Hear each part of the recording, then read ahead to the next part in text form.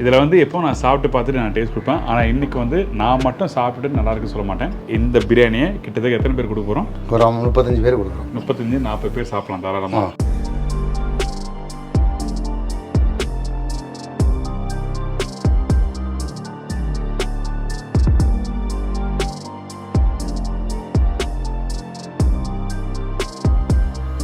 வணக்கம், நான் தான் Shabdina. Welcome back to Shabdina's kitchen. இன்றைக்கி நம்ம எங்கே வந்து கோயம்புத்தூரில் கவுண்டம்பாளையம் தான் வந்திருக்கோம். இங்கே பார்த்தீங்கன்னா ஆட்டுக்கால் பாயா வச்சு பண்ணுற பிரியாணி எப்படி ரெடி பண்ணி வந்திருக்கோம்.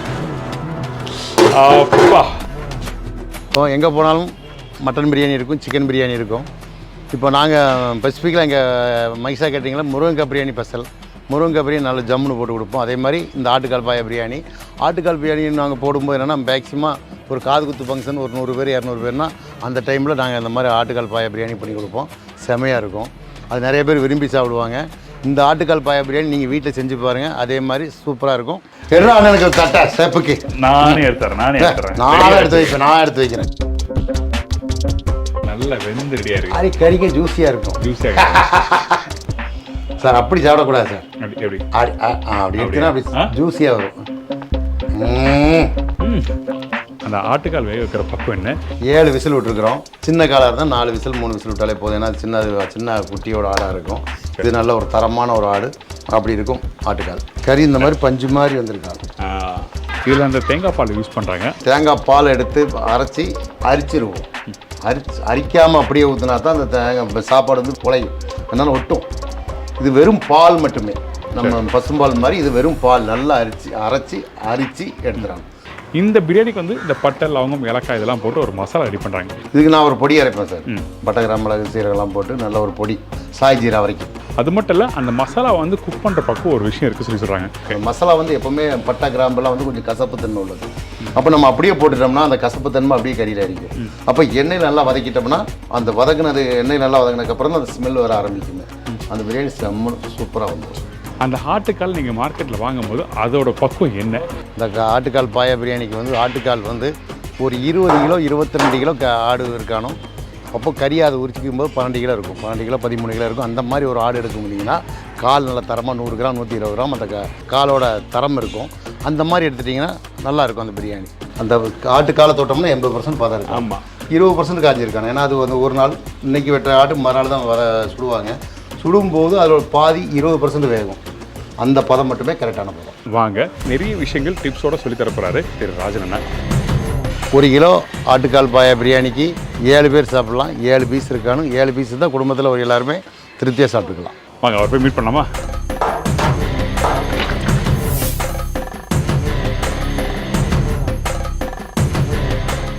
வணக்கண்ணா. வணக்கம் சார். எப்படி இருக்கீங்க? நல்ல சுகம். சூப்பர். அப்போ இந்த ரெசிபி தேவையான பொருட்கள் பார்த்தலாமா? ஓகே. 7 கிலோ சீரக சம்பா அரிசி பிரியாணி பண்ணுறோம் இன்றைக்கி. 1 கிலோவுக்கு 400 கிராம் வெங்காயம் போடுவோம். அதே மாதிரி 1 கிலோவுக்கு 400 கிராம் வெங்காயம் எடுத்து வச்சுருக்கிறோம்.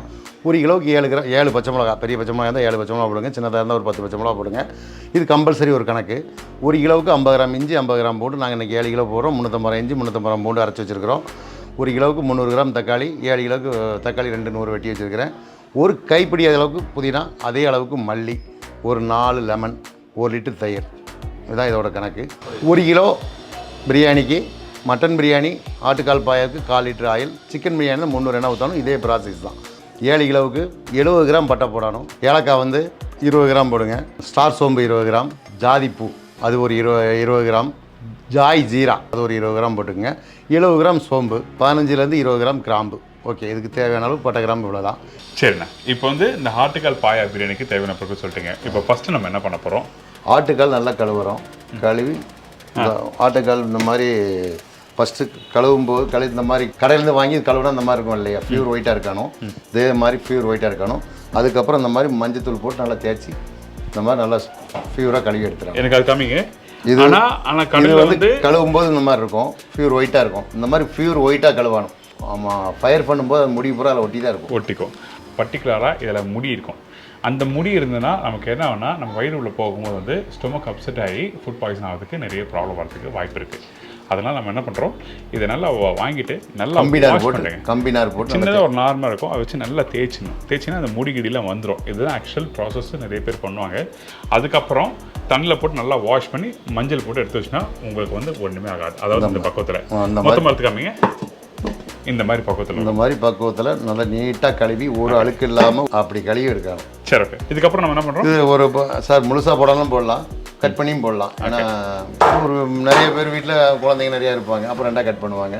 பொதுவாக இப்போ இதோட ப்ராசஸ் வந்து முழுசாக போடுறது தான் இதோட ப்ராசஸ். ரெண்டாக கட் பண்ணி நிறைய பேர் இருக்காங்க.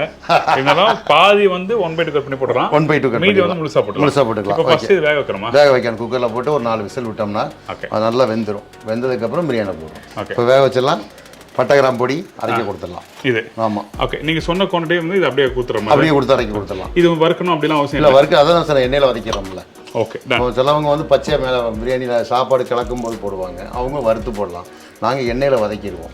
அப்போ அதோட இது வந்து எண்ணெயில் வதங்கிடும், அது வந்து வறுத்துருவாங்க. சரி, அவ்வளோதான் வித்தியாசம். அப்போ ஒன்று பண்ணுங்க, ஆட்டுக்கால் வேக வச்சுக்கோங்க. அதே டைமில் நாங்கள் இங்கே கொடுத்துருக்க இந்த குவான்டிட்டி, அதாவது முழு கரம் மசாலா, அதாவது பட்டை, லவங்கம், ஏலக்காய், ஜாவத்திரி பூலாம் இருக்குல்ல, இதை அப்படியே பவுடராக பண்ணிடுறோம். பவுடர் பண்ணுற பக்கம் வந்து நைஸாக இருக்கணும். அப்படி ஆமாம் சார், ஓரளவுக்கு நல்லா நைஸாக இருக்கணும். ஏன்னா அப்போ தான் சாப்பாடு கூட சேரும். இல்லைன்னா திரியாக தெரியும், சாப்பிடும்போது கடிப்படும். ஓகே.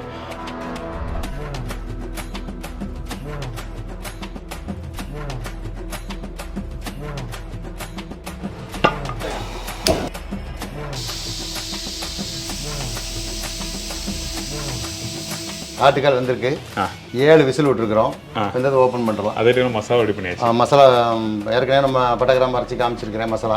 இப்போ கறி வந்திருக்குது, சரி ஆட்டுக்கால் வந்திருக்குது, இதை பார்க்கலாம். என்ன கேர்ள் ஃப்ரெண்ட் வெயிட்டிங்க உங்களுக்கு? கறி வந்திருக்கு, ஆட்டுக்கால் வந்திருக்கு. அது கறி அப்படியே சொல்லி பழக்கம் ஆயிடுச்சு சார்.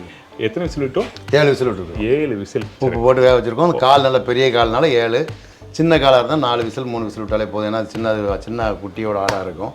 இது நல்ல ஒரு தரமான ஒரு ஆடு, அப்படி இருக்கும் ஆட்டுக்கால். சரி, ஓகே. ஓப்பன் பண்ணி பார்க்கலாமா? ஓகே. அப்பா, அப்படி எப்படி மேலே வருது பார்த்தீங்களா? அப்படியே வெந்தனே அந்த ஸ்டாக் வாட்டர் அப்படியே அந்த பாயா பாருங்க. அந்த கறி நல்லா உடஞ்சி வெந்திருக்குது. அதை பாருங்க, அப்படியே தனியாக கறி கல்டு வர அளவுக்கு இருக்குது. இந்த மாதிரி கல்டு வந்துருச்சு. அவ்வளவு எண்ணெய் இதில் இருக்கும். அதனால தான் 250 எண்ணெய் ஊற்றுறாங்க பாருங்க. அவ்வளோ ஆயில் எண்ணெய் ஊற்றிருக்குமா? இல்லை, அந்த கொழுப்பு ஆட்டுக்காலோட ஆயில் இவ்வளோ ஆயில் இருக்கும். இதில் எப்படி பார்த்தாலும் இன்றைக்கி 1/2 லிட்டர் ஆயில் இருக்கும். இதில் ஸ்டாக்லேயே வந்து அந்த கொழுப்புலேயே வந்து அந்த எண்ணெய் வரும்போது அங்கே வந்து கம்மி பண்ணிக்கிறோம். இதான் விஷயம், ரைட்டா? கறி இந்த மாதிரி பஞ்சு மாதிரி வந்திருக்காங்க. அடுப்பத்தை வச்சாச்சு. இப்போ ஆயில் ஊற்றுறோம். 1 கிலோவுக்கு 1/4 லிட்டர் ஆயில்.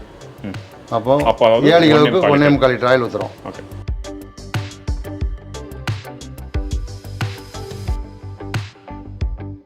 ஒன்றே 1/4 லிட்டர் இல்லை?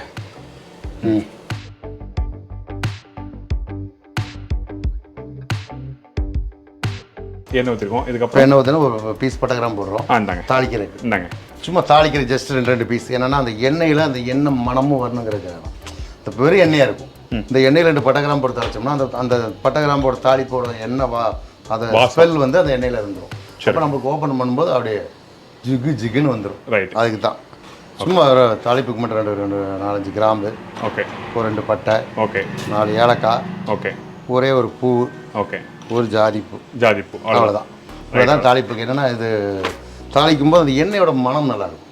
சரி, ஓகே. நம்ம எண்ணெயில் போட்ட கிராம்பு வெடிக்கும். அப்போ அது பொரிஞ்சிருச்சு, அது பட்டை கிராம்பு பொரிஞ்சுதுன்னு அர்த்தம். இப்போ வெங்காயம் போடுவோம். அதுமாரி நான் இன்னொரு விஷயம், இப்போ இந்த இடத்துல வந்து அந்த வெங்காயம் கரெக்டாக வந்து 7லேருந்து 8 பச்சை மிளகா போடலாம் காரத்துக்கு சொல்கிறீங்க. ஸோ இதுவே வந்து நீட்டு மிளகா அப்படின்னா வந்துன்னா அந்த காரத்தனம் மாறும்ல, அப்போ உங்களுக்கு காரத்துக்கு ஏற்ற மாதிரி போட்டு சொல்லலாம்ல? போடலாம் சார். பெரிய டிஃப்ரெண்ட்டான ஒரு காரம் வந்துடாது. அதை வந்து ஒரு இப்போ நம்ம 7 கிலோனா ஒரு 50 கிராம் மிளகாத்தூள் இதுக்கு போடுவோம். அந்த 20 கிராம் மிளகாத்தூள் வந்து இந்த மிளகா வந்து பேலன்ஸ் பண்ணிக்கும். அதாவது மிளகாவே போடாமல் வெறும் மிளகாத்தூள் போட்டு பண்ணால் 50 கிராம். ஆமாம். ஆனால் இந்த 7 மிளகா போடுறதுனால 20 கிராம் போடு. 20 கிராம் மிளகாத்தூளை கம்மி பண்ணிவிட்டு அதோட காரத்தை இந்த பேலன்ஸ் மிளகா கொண்டு வந்து. சரி, ஓகே. அதுக்கு தான் இதை கொண்டு வர்றது. இப்போ வெங்காயம் ஒரு 60-70% வந்துருச்சு. ஓகே. இது வந்து முக்கால் தான் வந்திருக்கு. சரி, ஓகே. ஓகேங்களா? இப்போ பச்சை மிளகா போடுறோம்.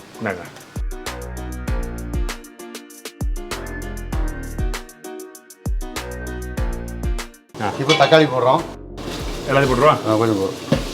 ஓகே. ஓகே. இப்போ இப்போ தக்காளி நல்லா வதங்கியிருக்கு. இந்த அரை வேக்காடு தக்காளி லேசாக தோல் உரிகிற மாதிரி இருக்கும். ஓகே. இந்த டைமில் இஞ்சி பூண்டு போட்டோன்னா அந்த மிச்சம் இருக்க தக்காளியும் இந்த இஞ்சி பூண்டு வந்துடும். 7 கிலோ பிரியாணி, 7 கிலோவுக்கு நாங்கள் வந்து 1 கிலோ பிரியாணிக்கு 50 கிராம் இஞ்சி 50 கிராம் போட்டு போடுவோம்.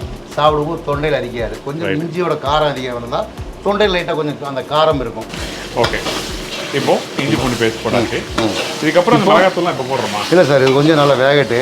ஓகே. அரை வேக்காடு இஞ்சி வந்துருச்சுன்னா அதே தான் அந்த டைம் அரை வேக்காடு இஞ்சி வேக வரும்போது முழு வேக்காடு தக்காளி வரும். அதாவது இந்த இடத்துல பார்த்தீங்கன்னா அந்த தக்காளி வந்து அரை வேக்காடு வெந்து வரும்போது தான் இஞ்சி பூண்டு பேஸ்ட் போட்டிருக்காரு. அப்போது இஞ்சி பூண்டு பேஸ்ட்டும் நல்லா வதங்கி வர டைமில் ரெண்டுமே வந்து ஒரே ஈவனாக வந்துடும். தக்காளியும் இஞ்சி பூண்டு பேஸ்ட்டும் ஒரே ஈவனாக வெந்து வந்துடும். அவ்வளோதான். ஃபைன். இஞ்சி பூண்டு பேஸ்ட் போட்டு நல்லா வாசனை வருது பாருங்கள். 80% இப்போ தக்காளி வந்திருக்குது.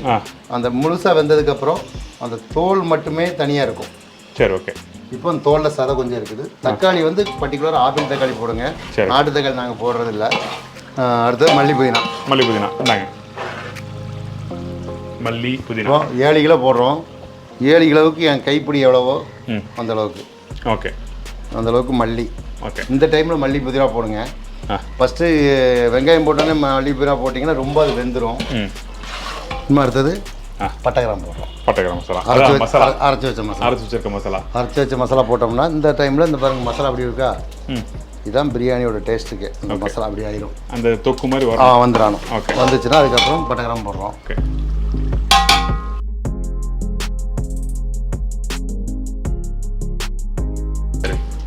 அந்த இதுக்கு நல்லா வந்துருச்சா இப்போ? ஓகே. மசாலா ரெடி பண்ணி வச்சிருக்க அந்த மசாலா போட்டு நல்லா மிக்ஸ் பண்ணியிருக்கோம். இந்த எண்ணெயில் கொஞ்சம் வேக. ஆமாம், அந்த மசாலா அப்போ அந்த காரத்தன்மை பூரா அதில் போயிடும். பட்டை கிராம்பில் உள்ள காரத்தன்மை போயிடும். இந்த டைமில் கொஞ்சம் மஞ்சத்தூள் கொஞ்சம் மிளகாத்தூள் போடணும். சரி, ஓகே. அதுக்கு மட்டும் ஸ்பூனா? ஒரு ஸ்பூன் மஞ்சத்தூள் போட்டிருக்கிறேன். ஒரு 50 கிராம் மிளகாத்தூள் போடுறோம். சரி, ஓகே. தேவையான அளவுக்கு மிளகாத்தூள் இப்போ போட்டுடுறோம். சரி, ஓகே. டன். இதுக்கப்புறம் அவ்வளோ ஒரு கலக்கலாம். ஆனால் இதுவே வந்து நான் திண்டுக்கல் பிரியாணி பண்ணும்போது பார்த்தீங்கன்னா அங்கேருந்து வெங்காயம்லாம் வதக்கும் போது பார்த்தீங்கன்னா அந்த கொத்தமல்லி புதினா போட்டு நல்லா வதக்கிடுறாங்க. அப்போ கலர் மாற ஆரம்பிச்சு. அதுக்கும் இதுக்கும் நிறைய வித்தியாசங்கள் இருக்குது. சரிங்களா? இதில் வந்து பச்சையாகவே இருக்கும். பச்சையாகவே இருக்கும். அது நல்லா எண்ணெயில் வதக்கிடுவாங்க. என்னென்னா எண்ணெயில் வதக்கிட்டோம்னா அந்த மல்லி புதினாவில் உள்ள சாறு ஆவியாக போயிடும். மல்லி புதினா மட்டுமே அதில் இருக்கும். ஒரு பிரியாணிக்கு ஒரு பக்கம். சரி, இப்போ நம்ம செய்கிறது இந்த பக்கத்தில் செய்கிறோம். சரி, ஓகே. அவங்க பக்கத்தில் அவங்க செய்வாங்க. ரைட். இப்போ 1 லிட்டர் தயிர் ஊற்றுறோம். ஓகே. 1 கிலோவுக்கு 150 கிராம் தயிர் போடுவோம். இப்போ 7 கிலோ அரிசிக்கு 150 போடணும். 1 கிலோ தயிர் ஊற்றுறேன். இப்போ தயிர் ஊற்றுனோடனே மசாலா அப்படியே எண்ணெயெல்லாம் தனியாக கக்க ஆரம்பிச்சிடும். இதுக்கப்புறம் இப்போ லெமன் போடுறோம். இப்போ பெரும்பாலும் வந்து அந்த புளிப்பு தன்மைக்காக தான் நம்ம வந்து என்ன பண்ணுறோம், எலுமிச்சை பழத்தை போடுறோம். அதே டைமில் தயிர் போடுறோம், தக்காளி போடுறோம், எலுமிச்சை பழம் போடுறோம். இந்த 3 சேர்ந்து போடுறதுனால உங்களோட எக்ஸ்பீரியன்ஸில் எதுக்காக தனித்தனியாக பிரித்து போடுறோம் அது சொல்லுங்கள். நம்ம நிறைய பிரியாணி பண்ணியிருக்கோம். இந்த வாட்டி சொல்லுங்கள். லெமன் வந்து ஒரு சிக்கன் போடுறோம். சிக்கன் கொஞ்சம் 1.25 கிலோக்கு சிக்கன் வந்து கரெக்டான வேக்காடு இருக்கும். 1.25 கிலோக்கு மேலே வரும்போது கொஞ்சம் சக்கை விழும். இந்த தயிரில் அந்த சிக்கன் அப்படியே பரட்டி எடுத்தோம்னா அந்த சக்கை போயிடும். நல்லா வேக்காடு கொடுக்கும். சரிங்களா? இந்த லெமன் வந்து எதுக்கு போடுறோம்னா அதிகப்படியான கறி வந்துருச்சுன்னா அதை இறுக்கி பிடிக்கும். அதுக்கு தான் லெமன். எலுமிச்சை பழம். தக்காளி வந்து மசாலாக்காக. ஓகே. டன். இப்போ எலுமிச்சை பழம் வந்து 3 நம்பர் வந்து புளிஞ்சு ஊற்றிடுறோம். ஓகேண்ணா. என்ன கோவமும் தெரில, அந்த எலுமிச்சை பழத்து மேலே பிடிச்சி கஷ்டப்பட்டு இப்படி கசக்கி பண்ணுறேன். இல்லை சார், அப்படி இல்லை. இப்படி புளிஞ்சோம்னா இதில் தோலோட சாறு உள்ள வரும். லேசாக கசப்பு தன்மை வரும். இப்படி படுத்துட்டோம்னா அந்த கசப்பு தன்மை பூரா உள்ள நிற்கும். அப்போ இப்படி பண்ணும்போது ஒரு சாறு க்ளீனாக வந்துடும். ஓகே. வெறும் சாரை மட்டும் புளிஞ்சு போடுறோம். வெறும் சக்கை மட்டுமே இருக்கும். இப்படி புளிஞ்சோம்னா அந்த அந்த கசப்புத்தன்மையோட அந்த லெமனும் கூட வந்துடும். சார் புரியுது. கோவத்தில் செய்கிற மாதிரி தெரியுது உங்களுக்கு. நோ அப்படி அல்ல. நல்ல மசாலா நல்லா உருண்டு வந்துருக்கு பாருங்க. நல்லா வந்துருச்சு. எடுத்துக்காட்டுங்க. அப்பா என்ன கலர் பார்த்தீங்களா? அந்த ரெட்டிஷ் கலர் சூப்பராக இருக்கு பாருங்க. இந்த தொக்கு மாதிரி சூப்பராக இருக்கு. அப்படி அல்வா பதத்தில் இருக்கும். இதுதான் மசாலா, பிரியாணி மசாலா. இந்த டைமில் நம்ம ஏற்கனவே ஆட்டுக்கால உப்பு போட்டு வேக வச்சுருக்கிறோம். இந்த டைமில் கொஞ்சம் உப்பு போடுறோம். என்னென்னா அந்த தண்ணிக்கு தகுந்த மாதிரி உப்பு போடுறோம். சரி, ஓகே. இப்போ கையில் பிடிச்சி போடுவா பாருங்க. அப்படி விஜயகாந்த் படத்தில் அப்படி பிடிக்கிற மாதிரி. ஓகே, உப்பு போட்டாச்சு. உப்பு லேசாக ஒரு கலக்கணும். கலக்கிறோடனே இந்த மசாலாவில் இருக்கிற மீண்டும் அந்த எண்ணெய் பூரா வெளியே தள்ளும். போய்டும். ஆமாம். அப்போ நம்மளுக்கு அந்த சாப்பாடில் அது எண்ணெய் பசா கரெக்டாக வந்து சேர்ந்துடும். இல்லைன்னா வெறும் அந்த எண்ணெய் பூரா இதில் போயிடும். இந்த தண்ணியிலே போயிடும். அப்போ நம்மளுக்கு எண்ணெய் பசை அதிகமாக இருக்கும்போது சாப்பாடில் இந்த பசை பார்த்து அப்படி சாப்பாடு அப்படி பளிச்சுன்னு தெரியும். பளிச்சுன்னு இருக்கும். Okay fine. இது வந்து 7 கிலோ பாக்கெட்டு. இதில் தேங்காய் பால் ஊற்றுறோம். 7 கிலோ அரிசி போட்டுருக்குறோம். 7 கிலோ அரிசிக்கு 2 தேங்காய் பால் எடுத்து வச்சுருக்கிறோம். தேங்காய் பாலை இதில் ஊற்றிருக்கேன். இதுக்கப்புறம் மிச்சம் தண்ணி ஊற்றுங்க. ஒரே பக்கெட்டில் வந்து அந்த தேங்காய் பாலும் பாயை வேக வச்ச தண்ணியும் இதில் ஊற்றுறோம். ஏன்னா அப்போ தான் அந்த அளவு கரெக்டாக இருக்கும். கரெக்ட். ஓகே. இப்போ ஒரு பக்கெட்டு இந்த பக்கெட்டில் நீங்கள் அரிசி ஊற வச்சுருக்கிறோம். ஆமாம், அரிசி ஊற வச்சுருக்கிறோம். இது ஒரு பக்கெட் இப்போ தண்ணி ஊற்றுறோம். இன்னொரு பக்கெட் தண்ணி ஊற்றுறோம். ஓகே. 1க்கு 1.5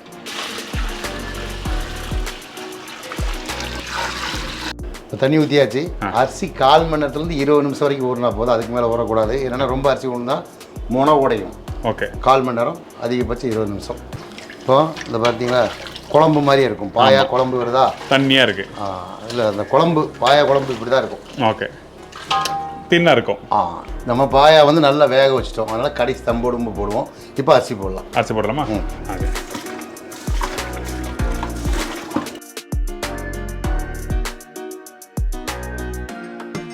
சார் அரிசி போட்டாச்சு. இது அந்த எந்த ஸ்டேஜ் வந்தால் அந்த தம் போடுறது கரெக்டாக இருக்கும்? அதே டைமில் எப்போ வந்து அடுப்பை ஆஃப் பண்ணால் கரெக்டாக இருக்கும்? அதாவது அடுப்போட ஃப்ளேம் கம்மி பண்ணுறது. அடுப்போட கொதி வருதுல்ல சார், நல்லா ஐயா கொதிக்கும். கொதிக்கும் போது மீண்டும் ஒரு 20% கம்மினா அந்த கொதி கம்மியாகும். ஓகே. அதுக்கப்புறம் தண்ணி கம்மியாகுமா, மீண்டும் ஒரு 20% கம்மியானா அதே மாதிரி அந்த அதிகமான ஒரு கொதித்தன்மை தண்ணியில் இருக்கக்கூடாது. ஓகே. அதாவது அந்த தண்ணியோட அளவு கம்மியாக ஆக உங்களோட ஃப்ளேம் கம்மி பண்ணிகிட்டே இருக்கணும். நீங்கள் ஹை ஃப்ளேமே வச்சு பண்ணால் தண்ணி சுண்டுச்சுன்னா அப்புறம் நல்லா இருக்காது. ஓகே. இப்போ அரிசி வேகட்டும். அதுக்கப்புறம் இந்த பாயை எப்போ போடணும் சொல்லி சொல்லுங்கள், அப்போ போடலாம். நம்ம 8 விசில் 7 விசில் வச்சுருக்கிறோம். பாயை நல்லா வெந்திருக்குது. அப்போ கடைசியாக போட்டு அப்படியே ஒரு பிரட்டி தம் போட்டோம்னா சாப்பிடும்போது ஜூஸியாக அப்படியே. சரி, ஓகே ஃபைன். சைடில் இப்போ வந்து தம் போடுறதுக்கு வந்து நம்ம வந்து கறி விறகு தொட்டி, தேங்காய் தொட்டி.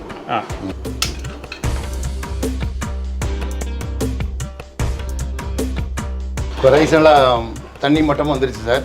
இந்த டைமில் பாயா போடுறோம். போடலாமா? ஓகே.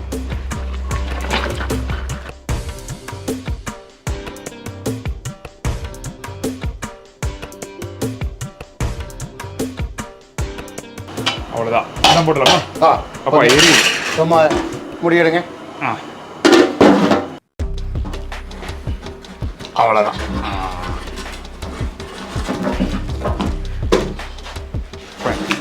இப்போ தம் போட்டாச்சு. இது எவ்வளோ நேரம் அப்படி இருக்கணும்? இது 1/4 மணி நேரம். ஓகே. இந்த தீ எரியுது, எரிஞ்சா 1/4 மணி நேரம். கீழே லேசாக தீ எரிய வச்சுருக்குறோம். இது என்னென்னா அதில் இருக்கிற மிச்சம் இருக்கிற ஈரத்தையும் மேலே தள்ளும். மேலே எரியிற தீ அதை அப்சர்வ் பண்ணும். அதுக்கு மட்டும்தான். லைட்டாக சைடில் புகை வரும்போது ஆஃப் பண்ணிடலாம். சரி, ஓகே. நீங்கள் இன்கேஸ் உங்களுக்கு இந்த மாதிரி ஃபெசிலிட்டிஸ் கிடைக்கலனா நீங்கள் வந்து வீட்டில் வந்து தோசைக்கல் வச்சு சுடுத்துன்னு வச்சு நீங்கள் தான் போட்டுக்கலாம். ரைட்டா? ஆமாம் சார். இல்லை லைட்டாக ரொம்ப சூடாக இருக்கும். தோசைக்கல் சூடாகிடுச்சுன்னா ரொம்ப அடி உட்காந்துரும். புரியுது. லேசாக கல் சூட வச்சு மேலே கொஞ்சம் தண்ணி வச்சாச்சுன்னா நல்லா தம் ஆயிரும். அப்படியும் தோசைக்கல் வச்சு போட முடியலைன்னா உள்ள ஒரு இலையை போட்டு மூடி மேலே ஒரு பேப்பர் வச்சு கட்டி தம் போட்டாலும் தம் ஆயிடும். சரி, ஓகே. தம் ஆட்டம் பார்க்கலாம். பிரியாணி தம் ஆயிடுச்சு. தம் ஆயிடுச்சு. இப்போ கலக்கிடுவோம். சரி, ஓகே. அப்பா, நல்ல ரைஸில் சுண்டி சூப்பராக இருக்கு. அப்படியே உடைங்க. அடடா, சூப்பர். அந்த ரைஸ் பாருங்க, அப்படியே உருகிட்டு வருது.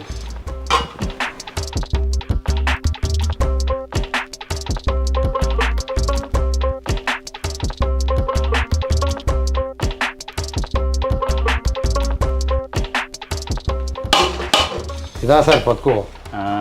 இதில் வந்து எப்போ நான் சாப்பிட்டு பார்த்துட்டு நான் டேஸ்ட் கொடுப்பேன். ஆனால் இன்றைக்கி வந்து நான் மட்டும் சாப்பிட்டுட்டு நல்லா இருக்குன்னு சொல்ல மாட்டேன். இந்த பிரியாணியை கிட்டத்தட்ட எத்தனை பேர் கொடுக்க போகிறோம்? ஒரு 35 பேர் கொடுக்குறோம். 35-40 பேர் சாப்பிடலாம் தாராளமாக. Full meals. இந்த ஃபுட்டு எல்லாருக்கும் கொடுத்து அவங்க வந்து ஃபீட்பேக் நான் கொடுக்கலான்னு சொல்லி பார்க்கலாம்.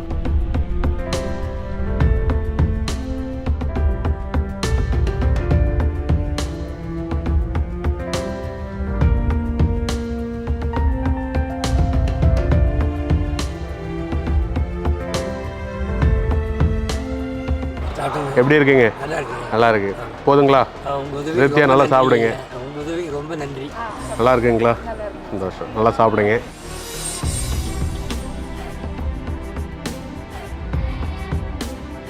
நான் கோயம்புத்தூர் கவுண்டம்பாளையத்தில் மைசா கேட்டரிங்னு வச்சுருக்கிறேன். என்னோடய ஃபோன் நம்பர் 9750 52 82 50. உங்கள் வீட்டு ஃபங்க்ஷன், சின்ன ஃபங்க்ஷன், பெரிய ஃபங்க்ஷன் கூப்பிடுங்க, பிரம்மாண்டமாக பண்ணி கொடுத்துருவோம். நன்றி, வணக்கம். மைசா ராஜன். சாப்பிடுங்க. நல்லா பாருங்க சார். சாப்பிட்றது ஒன்று தான் சார் மனுஷன் வாழ்க்கையில் இப்போ போதுங்கிறது. இன்னொன்று பார்த்தீங்கன்னா இந்த பாயா ஏற்கனவே நல்லா வேக வச்சு எடுத்து வச்சிருக்கோம், நல்லா வெந்து ரெடியாக இருக்கு. அது கறிக்க ஜூஸியாக இருக்கும். ஜூஸியாக சார் அப்படி சாப்பிடக்கூடாது சார். அப்படி எப்படி அப்படி எடுத்தீங்கன்னா அப்படி ஜூஸியாக வரும். நல்லா வெந்திருக்கு சார். நல்லா வெந்திருக்கு, சாஃப்டாக இருக்கு. இன்னொன்று வந்து அதில் அந்த காரத்தன்மை தெரியுது. இது அந்த ரைஸ் எப்படின்னு பார்க்கலாம். செம்மையா இருக்கா? நல்லா இருக்கு. உப்பு காரம்லாம் கரெக்டாக. இன்னொன்று அந்த சாதம் வெந்த பிறகு உதிரி உதிரியாக இருக்கு. நீங்கள் சில பேருக்கு வந்து இந்த சீரக சம்பா ரைஸ் வேக வைக்கும்போது என்ன பண்ணுன்னா அந்த சாதம் வந்து ஒன்று ஒட்ட ஆரம்பிக்கும். ஆனால் இந்த இடத்துல அந்த சாப்பாடு தனித்தனியாகவே இருக்கும். அந்த ஈரப்பதம் இருக்கு, அந்த காரமும் இருக்கு, அந்த ரைஸ் வந்து நல்லா சாஃப்டாக இருக்கு, குக்கிங் நல்லா வெந்திருக்கு. அதான் சார் சாப்பாடு வேக வைக்கும் போதே கம்மி கம்மியாக வேக வச்சு அந்தந்த அரிசி தண்ணிக்கு தகுந்த மாதிரி வேக வைக்கணும். அதான் இது. தேங்க்யூண்ணா, தேங்க்யூ ஸோ மச். நல்லா இருக்கா? ரொம்ப நல்லா இருக்கு. இதே மாதிரி நீங்களும் வீட்டில் இந்த ஆட்டுக்கால் பாயை இதே மாதிரி காலை வேக வச்சு, கொஞ்சம் பெரிய காலாக இருந்ததுன்னா, அப்புறம் இன்னொன்று நான் சொல்ல மறந்துட்டேன், ஒரு கறி கடைக்கு போனீங்கன்னா ஒரு 12 கிலோ தரம் அந்த கறி தொங்குறது பார்த்தா உங்களுக்கு தெரியும். ஒரு 10 கிலோலேருந்து 12 கிலோ அந்த மாதிரி ஒரு தரத்தில் ஒரு ஆட்டோட காலை வாங்கிடுங்க. அதுக்கு மேலே பெருசாக இருந்தால் கொஞ்சம் ரஃப்பாக இருக்கும். அதை விட சின்னதாக இருந்துச்சுன்னா உங்களுக்கு ரொம்ப குளன்னு போயிடும், பிரியாணி போட முடியாது. என்னென்னா அது எலும்பு ஒரே வேக்காண்டில் வெந்து போயிடும், உடஞ்சி போயிடும். அப்போ நீங்கள் அதுக்கு தகுந்த மாதிரி ஒரு ஆடு, பக்குவமான ஒரு ஆடை பார்த்து காலை வாங்கி இந்த மாதிரி பாயா பிரியாணி செஞ்சு சாப்பிட்டு பாருங்கள், அருமையாக இருக்கும். ரொம்ப ரொம்ப நன்றிண்ணா. தேங்க்யூ உங்களை எல்லாரும் பிடிச்சதும் கண்டிப்பாக ட்ரை பண்ணி பாருங்க. இதே மாதிரி நான் இன்னொரு நாள் இன்னொரு ஊரில் ஒரு புது ரெசிபி செஞ்சுக்கிறேன். நன்றி, வணக்கம். செய்வோம். Take care. தேங்க்யூ.